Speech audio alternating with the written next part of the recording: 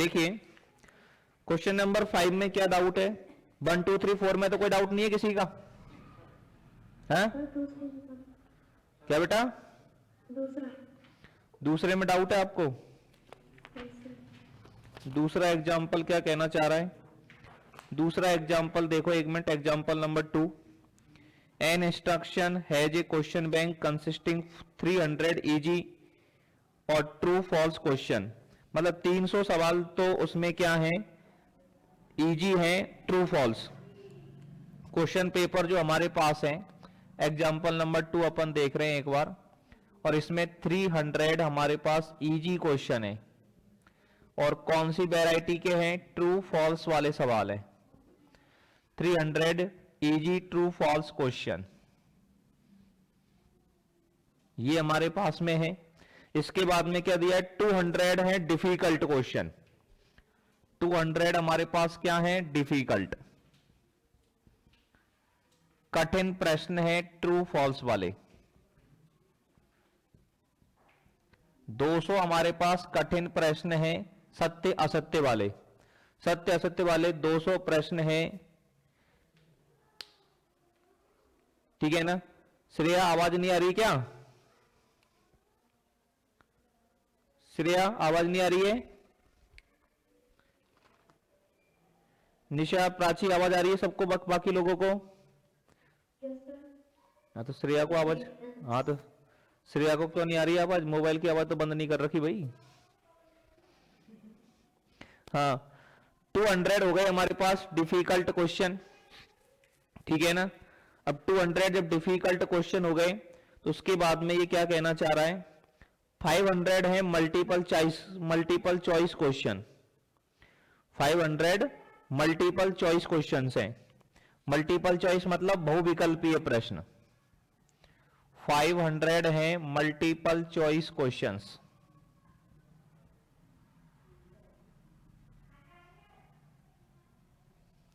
Multiple choice questions कितने? 500 बहुविकल्पीय, मतलब ABCD वाले जो प्रश्न होते हैं ऑप्शंस वाले, वो सवाल हैं 500। और इनमें से 400 डिफिकल्ट क्वेश्चन है। इनमें से 400 क्या है? डिफिकल्ट। हाँ जी, तो 500 हमारे पास मल्टीपल चॉइस क्वेश्चन हो गए और इनमें से 400 डिफिकल्ट मल्टीपल चॉइस क्वेश्चन है। 400 हमारे पास क्या है? डिफिकल्ट।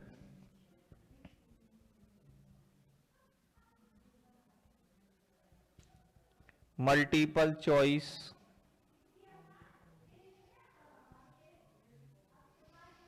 क्वेश्चंस हैं। 400 डिफिकल्ट मल्टीपल चॉइस क्वेश्चंस हैं। अब ये क्या कहना चाह रहा है साहब? आगे ये कह रहा है if a question is selected at random from the questions, इन सब में से एक प्रश्न रैंडमली सेलेक्ट किया गया, what is the probability it will be easy question. मतलब किस बात की प्रायिकता निकालनी है? चुना गया प्रश्न इजी है, मतलब यहां पर एक घटना ए मान ली हमने। घटना ए क्या मान ली हमने? चुना गया प्रश्न इजी है। Selected question is easy. यदि यह दिया गया है, गिवन दैट, यदि यह दिया गया है कि it is a multiple choice question. घटना बी क्या दिया गया है? Selected question is multiple choice. Selected question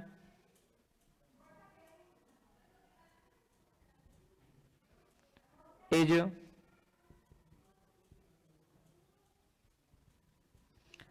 multiple choice question. अब देखो प्रश्न को ध्यान से पढ़ना होता है बस। चुना गया प्रश्न, अब देखो हमें किसकी प्रायिकता निकालनी है और कौन सी चीज हमें दे रखी है। उसने बोला है चुना गया प्रश्न इजी है, इस बात की प्रायिकता ज्ञात करो। घटना ए की प्रायिकता ज्ञात करो। चुना गया सवाल इजी है, इसकी प्रायिकता ज्ञात करो। कब? जब घटना बी अपन को दी गई है। चुना गया प्रश्न मल्टीपल चॉइस है, ये आपको दिया गया है। यहां पर अपन देखें टोटल प्रश्न कितने हैं हमारे पास? NS इक्वल टू कितना है? टोटल प्रश्न कितने हैं? टोटल प्रश्नों की संख्या, कुल प्रश्नों की संख्या हमारे पास कितनी है? इतनी जल्दी कैसे भैया आज है?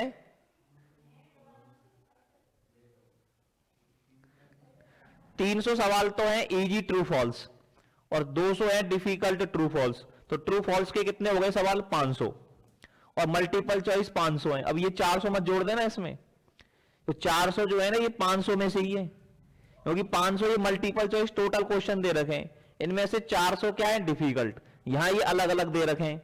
तो ट्रू फॉल्स के टोटल हो गए 500 और 500 हो गए मल्टीपल चॉइस के। तो टोटल प्रश्नों की जो संख्या है, कुल प्रश्नों की संख्या है हमारे पास 1000। कुल प्रश्नों की संख्या कितनी है 1000 प्रश्न है टोटल हमारे पास। अब टोटल जब 1000 प्रश्न हैं तो यहां पर हमें ए और बी दी गई है और ए की प्रायिकता निकालनी है, मतलब P A upon B equal to यहां पर क्वेश्चन मार्क है। क्वेश्चन मार्क क्या है P of A upon B. घटना बी के घटित होने पर घटना ए के घटित होने की प्रायिकता निकालनी है। Selected question multiple choice question है तो उस प्रश्न के इजी होने की प्रायिकता हम लोगों को यहां पर बतानी है। तो ये कैसे बताएंगे, इसके लिए मुझे एक तो ए इंटरसेक्शन बी में चाहिए अवयवों की संख्या। क्या चाहिए, ए इंटरसेक्शन बी में अवयवों की संख्या चाहिए मेरे को। ए इंटरसेक्शन बी जो मतलब ए में भी हो और बी में भी हो, मतलब जो इजी भी हो। ऐसा प्रश्न जो ए में कब होगा जब वो इजी होगा, और बी में कब होगा जब मल्टीपल चॉइस होगा।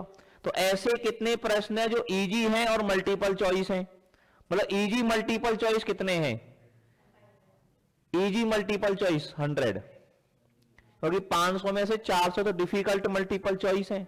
तो इजी मल्टीपल चॉइस कितने होंगे 100 होंगे 500 में से।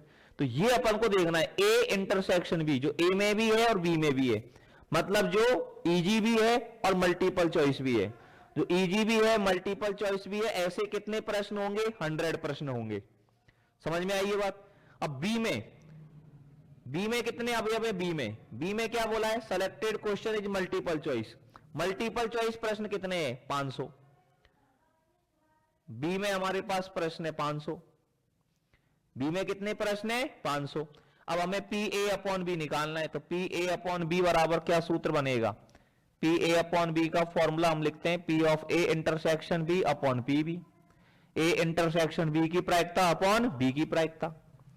अब ए इंटरसेक्शन बी की प्रायिकता कैसे बनेगी भैया, ए इंटरसेक्शन बी में कितने अवयव है 100, टोटल कितने हैं 1000, बटे बी में कितने अवयव हैं 500 और टोटल कितने हैं 1000। 1000 से 1000 गया 100 बटे 500 कितना हो गया 1/5। तो P of A upon B का जो मान है वो कितना आ जाएगा, अपन ने गड़बड़ कर दी कहीं पर। A इंटरसेक्शन B में कितने अवयव आ रहे हैं 500 और टोटल कितने बता रहा है ये, टोटल यहां पर घटना A अपन ने लिखी है सेलेक्टेड क्वेश्चन इज इजी, सही है, सेलेक्टेड क्वेश्चन इज इजी। तो इजी प्रश्न कितने हैं हमारे पास 300 और 400 ही है, और इसने कितने लिखे हैं 300 प्लस 500। तो इसका मतलब अपन ने सवाल गलत पढ़ लिया है, ये प्रश्न गलत दे रखा है। इसका मतलब इंग्लिश मीडियम में ये प्रश्न जो है गलत लिखा हुआ है। हिंदी मीडियम में आप प्रश्न देखो, आपको 500 सरल दे रखे हैं कि कठिन दे रखे हैं या बहुविकल्पीय दे रखे हैं, हिंदी मीडियम की आसान दे रखे हैं ना 500 ही। हाँ, तो हिंदी मीडियम में ये 500 दे रखे। मैं थोड़ी सी इंग्लिश मीडियम की बुक पढ़ी है तो मेरी में केवल मल्टीपल चॉइस लिखे हुए हैं। ये 500 इजी मल्टीपल चॉइस है। 500 क्या है ये इजी मल्टीपल चॉइस। इसमें इजी शब्द और लगा लें आप, और इसमें इजी शब्द अगर लगा लेंगे अपन, ठीक है ना।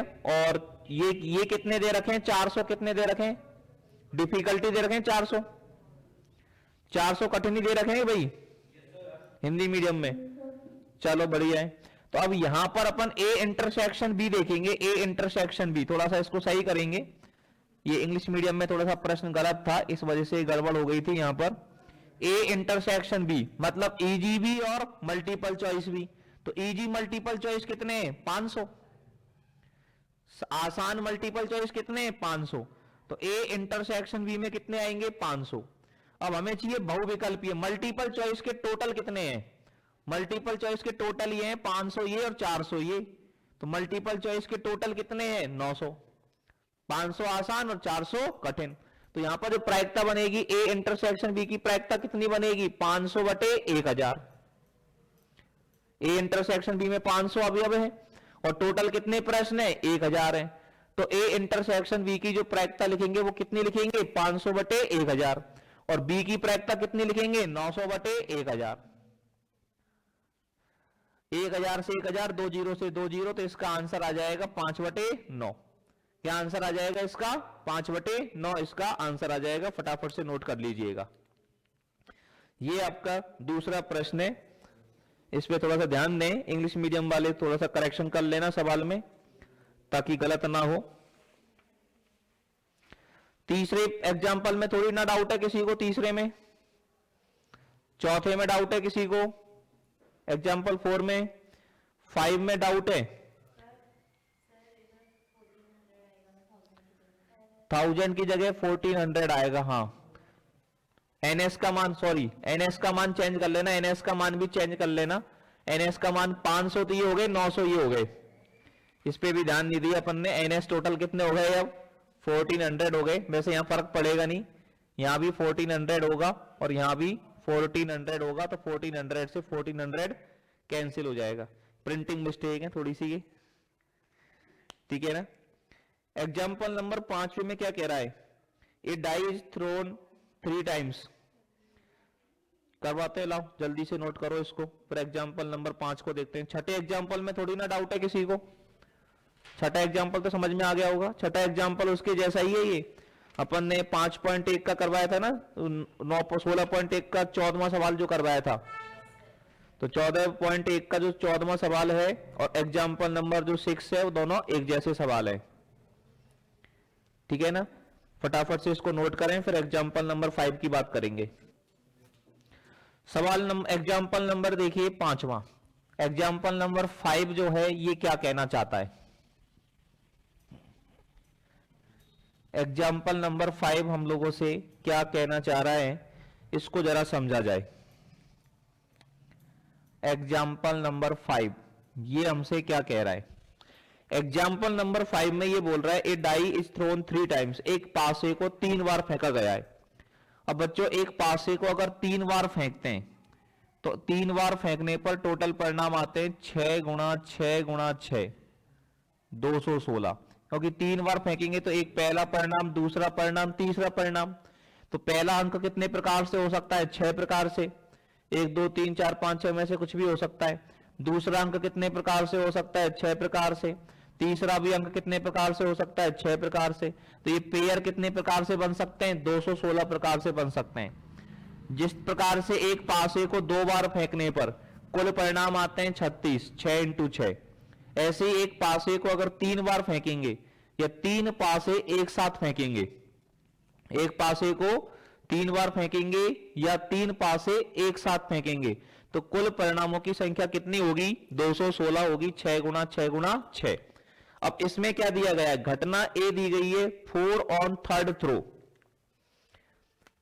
कैपिटल ए बराबर क्या दिया गया है? तीसरी उछाल पर 4 आना। तीसरी उछाल पर कितना आना? 4 आना। एक डाइस को 3 बार उछाला, तो तीसरी बार जब उछाले तो कितना आ रहा है? 4।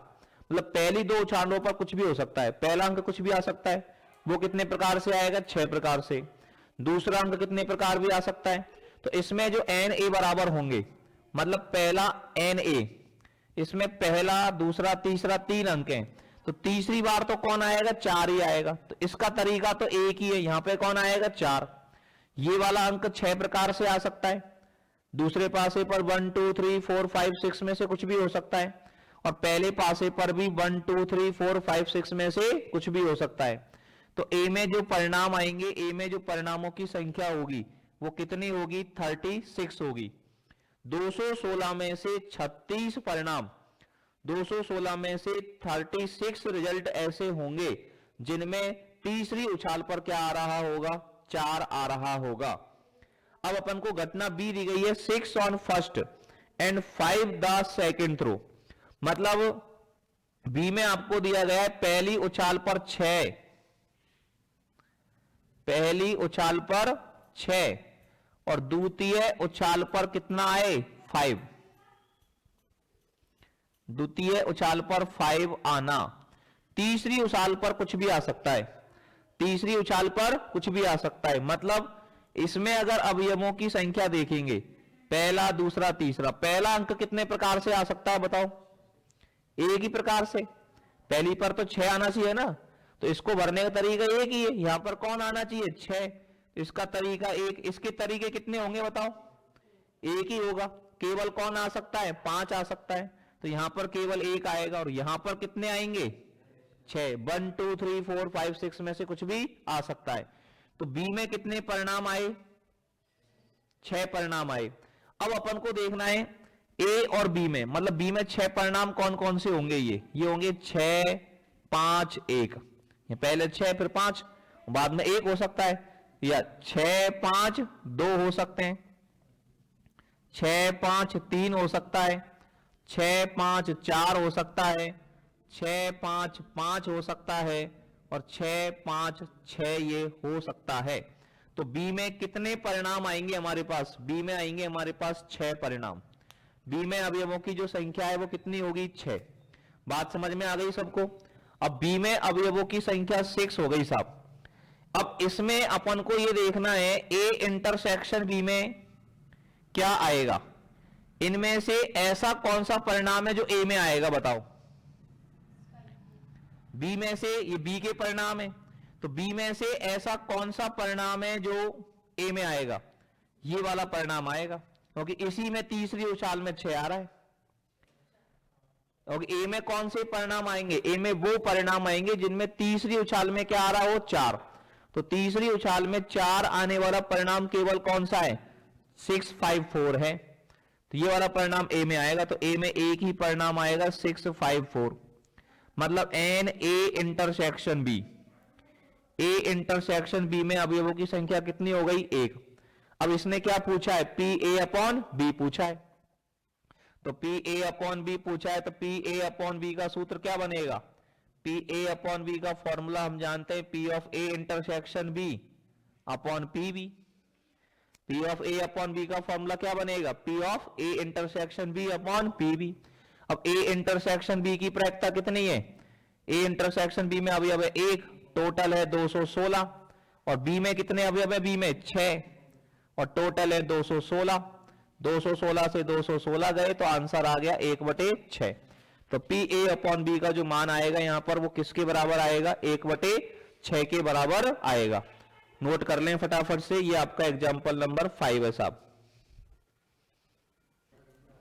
चलिए इसके बाद में एग्जाम्पल 6 में तो कोई डाउट है नहीं किसी को। 16.2 के डाउट्स देखते हैं। एग्जाम्पल नंबर 7 में डाउट है किसी का?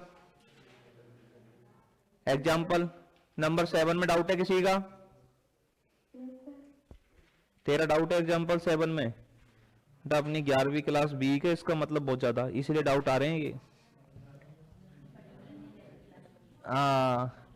इसका मतलब 11वीं क्लास में अपन ने परमुटेशन कॉम्बिनेशन नहीं पढ़ा है, इसलिए अपने को डाउट आ रहे हैं। हाँ, लॉकडाउन लग गया था, इतनी जल्दी लॉकडाउन तो मार्च में लगा, तब तक तो कोर्स हो जाए पूरा। एग्जाम्पल नंबर देखिए 7th एग्जाम्पल में क्या कहना चाह रहा है। और एग्जाम्पल 7 तो बल्कि इजी सवाल भी है। ये कह रहा है ए bag contain 10 white and 15 black balls. 10 white है और 15 क्या है? ब्लैक बॉल्स हैं। 10 तो क्या है? व्हाइट, और 15 क्या है? Black balls.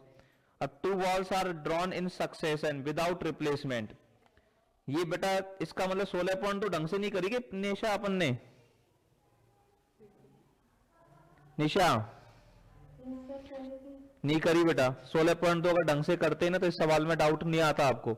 इस तरह के कम से कम 4-5 सवाल अपन ने 16.2 में करवा रखे हैं। इस तरह के कम से कम 4-5 सवाल 16.2 में हो रहे हैं। क्या कह रहा है? First is white and second is black. पहली गेंद व्हाइट हो और दूसरी गेंद ब्लैक हो, इस बात की प्रायिकता निकालनी है। देखो घटना ए मान ली हमने, निकाली गई गेंद सफेद है, निकाली गई गेंद सफेद है, इसको घटना ए मान लिया। घटना बी हमने मान ली, निकाली गई गेंद काली है।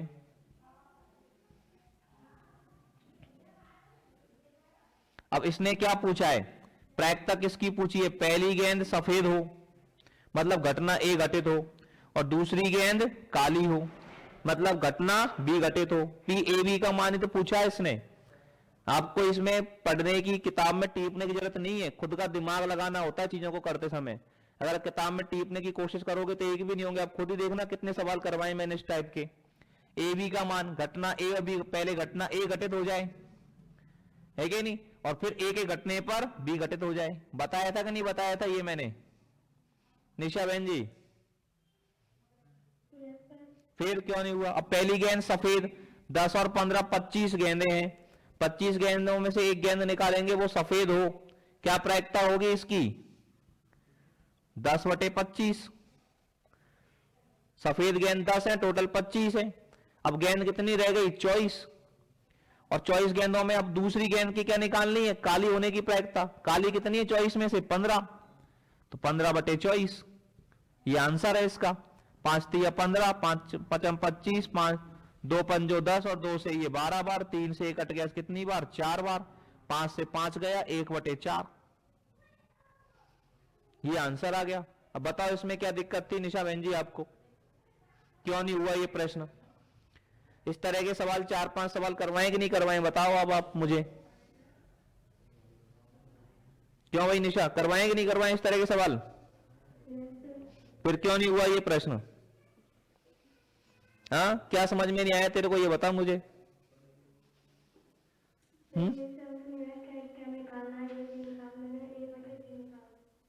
ए बटे बी निकाल रही थी, बता।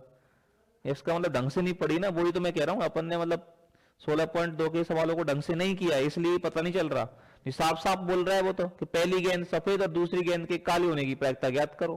पता क्यों नहीं चल रहा है हमें? पहली सफेद चाहिए, दूसरी काली चाहिए। चलो कोई बात नहीं। 8वें सवाल में, 8वें एग्जाम्पल में कोई दिक्कत किसी को? एग्जाम्पल नंबर 8 में कोई प्रॉब्लम? एग्जाम्पल नंबर 8 में कोई दिक्कत है क्या भाई? नहीं है। एग्जाम्पल नंबर 9 में कोई समस्या? हाँ, नहीं है। 10 में, 10 11 12 में कोई दिक्कत हो बताएं। एग्जाम्पल नंबर 10 11 12 में कोई दिक्कत? 10वें में दिक्कत है किसको है? लैंग्वेज कहीं समझाऊंगा हमें। A fair coin and unbiased dice is tossed, एक सिक्के को उछाला है। कछु नहीं, अनवाइस मतलब जो बाह्य, अनवाइस मतलब जो भेदभाव नहीं करे, निष्पक्ष। अनवाइस्ड का मतलब है निष्पक्ष, ठीक है ना। एक कॉइन है, फेयर कॉइन, वो भी अनवाइस्ड है। तो कॉइन को उछाला है, पासे को उछाला है। कॉइन पर हेड या टेल आएगा, पासे पर 1 2 3 4 5 6 में से कुछ भी आ सकता है। तो कॉइन पर हेड और पासे पर 1 2 3 4 5 6, कॉइन पर टेल और पासे पर 1 2 3 4 5 6, कितने परिणाम हो गए? 12। Head 1, head 2, head 3, head 4, head 5, head 6, tail 1, tail 2, tail 3, tail 4, tail 5 और टेल 6, ठीक है ना। अब क्या बोला है? घटना ए क्या दे दी? The event head appears on the coin. तो ए में कौन कौन से आ जाएंगे? Head 1, head 2, head 3, head 4, head 5, head 6। और बी में क्या दिया है? पासे पर क्या आना चाहिए?